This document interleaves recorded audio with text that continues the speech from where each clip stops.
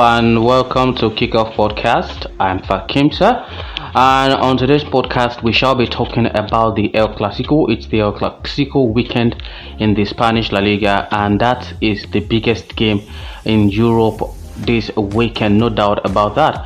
There's a little case of Manchester United welcoming Chelsea to Old Trafford as well in the English Premier League. That and many more we shall be talking about on today's podcast. I have Right Score senior writer with me on today's podcast as usual. His name Hila Fisayo. Hila, how was your week? Despite all the higiaga currently going on in our dear Nigeria, we just have to do our job. We just have to come here and still do the podcast. Welcome to the show, Hila. Yeah, thanks for having me. It's been a very stressful and difficult week for me personally. And thanks for everyone listening to us. There is no edition of Kickoff, and I say thank you for listening to us. You are there, that's why we are here. Thank you very, very much. Yeah, quickly here, this is what we'll do. Let's roll out the fixtures across Europe, then we'll talk extensively on the El Clasico. What does El Clasico mean for both clubs going forward this season? How will this game happening on Saturday shape the rest of the season for both clubs? But first off, Hila, let's quickly roll out the fixtures. Let's start from Italian Serie A. I think the first kickoff on Saturday will see high-flying Atalanta welcoming also high-flying Sampdoria to Bergamo. Quickly, then we move from Italian Serie A to Bundesliga to Ligue 1 to Spanish Liga, and then the EPL fixtures this weekend. There's also the little matter of West Ham United welcoming Manchester City in the EPL, pardon me, and that should be a very, very tough game as well. But no much analysis. Manchester City should do enough to win that. Hila, the fixtures, over to you. Yeah, we have Atalanta Sampdoria in the Italian Serie A, and Genoa Inter, Lazio Bologna, and French Ligue 1. We have Lorient, Marseille, and PSG Dijon. And talking about the German Bundesliga, we have Bayern Munich and Frankfurt. I think it's a very difficult match. That will be a tough game, I'm telling you. And Mainz, Borussia Mönchengladbach, and we have Leipzig and Hertha Berlin, Union Berlin and Freiburg, Dortmund and Schalke 04. And talking about the Spanish La Liga, we have Barcelona Real Madrid, which is the biggest game of the weekend, and Osasuna Athletic Bilbao, Sevilla Eibar, and Atletico Madrid Real Betis. So that's all for the Saturday. And talking about the English Premier League, we have West Ham, Manchester City, Fulham and Crystal Palace, Manchester United and Chelsea, Liverpool and Sheffield United. So that is all for our Saturday fixtures. And talking about the Sunday fixtures, we have Southampton Everton. That's in the EPL. Yeah, in the EPL. Yeah, Southampton Everton, Wolverhampton Wanderers and Newcastle United, Arsenal and Leicester City. And that's a big game too. Talking about the La Liga Saturday too, we have Real Valladolid and Deportivo Alaves, Cadiz and Villarreal, and Getafe Granada. We have Sociedad and Huesca. And talking about the Bundesliga also, we have Wolfsburg and Bielefeld and Werder Bremen of Fiam. So Italian Serie A, we have Cagliari and Crotone, Benevento and Napoli, Parma and Spezia, and Fiorentina, Udinese, Juve, Hellas Verona. I think Juve should do their work. They should do enough. Yeah, and in French Ligue 1, we have Lens and Nantes, Bordeaux and Nimes, and Brest, Strasbourg, Metz, Saint-Étienne, and Montpellier and Reims, Nice and Lille, and Lyon Monaco. So that's all for the weekend. So talking about Monday fixtures, I don't really know if there are big games in that Monday fixture. Bayer Leverkusen will be playing on Monday. Burnley will be playing Tottenham also on Monday in the EPL. Yeah, Burnley will be playing Tottenham, and that is 9 p.m. And Brighton of Wolverhampton will be playing West Brom. That's 6:30 on Monday. So Spain La Liga, we have Levante and Celta Vigo. And Germany, we have Leverkusen and Augsburg. Italian Serie A, we have AC Milan and Roma. So I think that's all. That's a big game as well. All right, those are the fixtures you should be looking forward to this weekend. If you are one of the guys that puts your money on where your mouth is, I'll advise you tread carefully and bet responsibly. Quickly, Hila, we are going to be talking extensively on the El Clasico, but before the El Clasico, quickly, let's take the little matter of Manchester United and Chelsea away, so we can focus on the El Clasico. That's the English Premier League. 5:30 is the kickoff time. That's 5:30 UK time. Yeah. That's the kickoff. Yeah, Manchester United and Ole Gunnar Solskjaer to be built for this kind of game. They know how to navigate their way through the big games. Case in point, in midweek they defeated Paris Saint-Germain at the Parc des Princes in France. And how Ole Gunnar Solskjaer has been managing to do that still beats me. It's beyond my imagination. Although it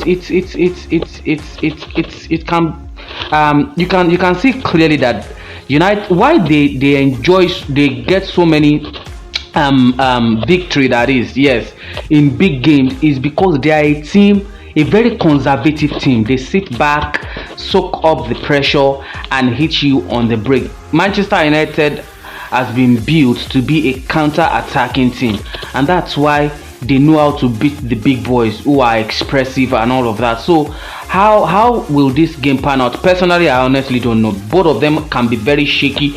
They can score goals up front, no problem, but at the back, I'm not convinced, Hila. Yeah, talking about Manchester United and Chelsea, I don't really know what can happen in that game, because this team, we can see how Chelsea perform against Sevilla. They are not conceding, and it's a surprise for me that Chelsea is not conceding. And that's the first goalless draw of Frank Lampard since joining Chelsea. His first halftime goalless draw. First. Did I say halftime? His first goalless draw, pardon me. Oh, really? I don't really know anything about that. First goalless draw, Frank Lampard since joining seriously, Chelsea. I don't really know anything about that. But talking about Chelsea against Sevilla, I'm surprised they don't concede against Sevilla. And talking about the combination of Mendy, Zuma, and Thiago Silva, I can see there is changes in that back for them. And talking about Manchester United too, I'm very surprised how they go all out to beat PSG. As in, they weren't afraid. They played PSG player for player. I'm telling you, so it will be a tough game for the both sides, because if Lampard can manage to use that back line again against Manchester United, I think it will be difficult for Manchester United to score. And talking about the Manchester United defense, I don't really know if they will be able to hold the pressure on that Chelsea forward. So I think it will be a difficult game. I can't really say what will happen in the game. So it will just be a game of anybody can win. So good luck to both sides. I'm telling you, to me, good luck to both sides, and I wish them good luck. Arsenal are also welcoming Leicester City on Saturday. On Sunday, that is. Who is going to win this game? Arteta seems to be a pragmatic coach, and some have said it's because of what he has at his disposal. He doesn't have the player that can carry out, that can play the expansive style of play that so many Arsenal fans really wanted to see. Leicester City, on the other hand, don't know how to sit back. They want to score. They want to control the play as well. And you are going away to the Emirates to face an Arsenal side that just want to win. They don't care if they play a neat football or not. They just want to win, either by hooks or by crooks. How will this pan out for you, Hila? Really, Arsenal Leicester, I don't really know what can happen also, because these two big games, I really don't. If I should predict, I can predict both teams to score, because I know both teams will score. Arsenal will score and Leicester will score. But talking about someone that will win the game, I don't really know. I don't really think there will be a win in that game. I predict a draw for them. So to me, I think it's a draw. All right. That it might end in a draw, and good luck for both teams as well. Let's quickly switch to the El Clasico. I honestly felt I'm feeling that as far as I'm concerned, there is nothing classic about the El Clasico this Saturday. The X factor for Barcelona will still be Lionel Messi, of course, in as much as he has not been playing well so far this season. He has not been the regular Lionel Messi that you and I know. But the thing is, how will this shape up the season of both teams? You get the feeling that whoever wins that game on Saturday might end up winning the title. What do you think?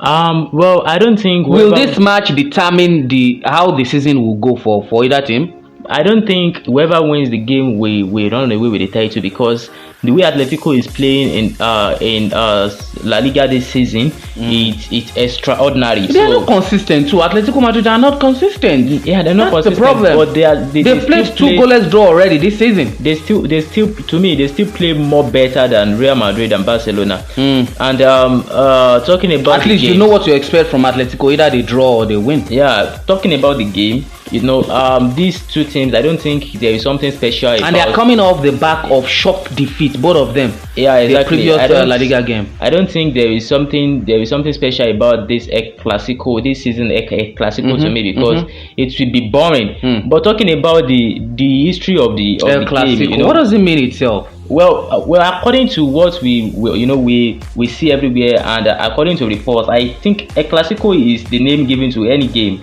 between bitter rivals. And you see, Real Madrid and Barcelona, they are very bitter rivals. They are not friends at all. At all. It's been some years back that these two teams have been facing themselves. They play a match like a war, and I think it's a Spanish name which translates to the to the English word classic. Yeah, the classic, exactly. Yeah. So I think it's known as Catalan as a classic in Spain. Yeah, in Catalan. So I think it will be a very difficult game for the both sides, and I don't really think it will be interesting as well. So I just wish them good luck. I'm predicting a boring game as far as I'm concerned. I think the game will end in a draw. Hila, can you name some quality players, some players you can never forget in the El Clasico in the past? Players that has made the El Clasico very interesting in the past. Well, some few. Well, if I should mention, I can mention Iniesta. I can mention Xavi Hernandez. Exactly. I can mention Ronaldinho. Puskas. What is his name? Puskas. Ferenc Puskas. Yeah. So I can also mention a player like Ronaldinho. And I can mention a player like Sergio Ramos. And I can also mention a player like Cristiano Ronaldo, Lionel Messi, Gonzalez rather. And I can also mention a player like Johan Cruyff. And a player like Cristiano Ronaldo, Lionel Messi, and even Ronaldo de Lima. Yeah, Ronaldo de Lima, yes, and this man, the Stefano, Alfredo Di Stefano. So I think they are very good and great. You cannot compare those players to the crop of players both teams. And we should not forget, right? We should not forget players like Carles Puyol, Diego Maradona. These are players that they play with all their strength and effort. We shouldn't forget. You see why? Like Ronaldo de Lima and Zinedine Zidane. Zidane. Player like Luis Figo. If we continue mentioning, we can't just exactly. So we have some great you see why like there is nothing classic about the El Clasico anymore. I'm telling you, I don't think there is nothing classic about this El Clasico. You're watching a Clasico this time now. Tomorrow. On Saturday you'll be seeing Vinicius and Sufati. Yes, players for the future, but I don't think it should be interesting. I don't think it should be interesting. All right, Hila, we have to go. Thank you for being part of today's podcast again. We really appreciate you, and shout out to Nigerian youth. Shout out to everybody that has been supporting the NSAS campaign. We say thank you, and we're also lending our voice and police brutality. And to the Lekki Toll Gate massacre, we are sending our condolences to everyone that was affected.